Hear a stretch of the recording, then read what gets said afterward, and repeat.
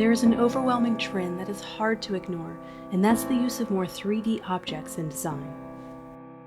With the availability of many different software programs, now with wonderful, full, rich 3D creation experiences, more and more designers will start to add this to their resume of skills this year. You will see more headlines and typography using 3D, with its rich sense of texture and depth.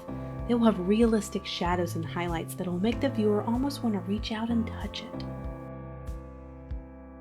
You'll see a lot of 3D objects used in website mockups and layout as splash page elements and visual treats.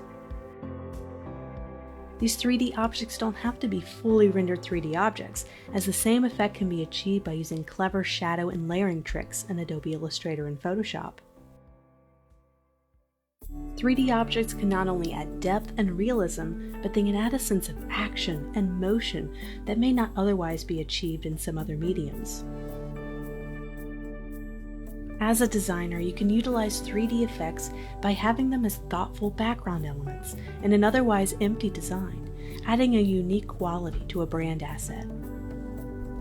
Instead of placing objects or products on empty spaces or flat backgrounds, you can use 3D elements to shape and mold an interactive environment for your design elements, giving them a place to shine and complement that background. Once again, that 3D effect can be achieved by using 2D effects in Photoshop or other programs. Take for instance this logo design. This logo provides an interesting interactive feeling by simply weaving in and out of the typography.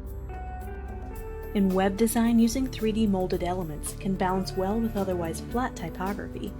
These are molded using Adobe Dimensions, an easy-to-learn modeling program. The programs can add realistic shadows and lighting that would otherwise be very difficult to add by hand in Photoshop. Now that we've seen this trend in action by viewing some wonderful work found on Behance.com, I'm going to go over a few software programs you can learn and dive into deeper to achieve some of these wonderful project looks.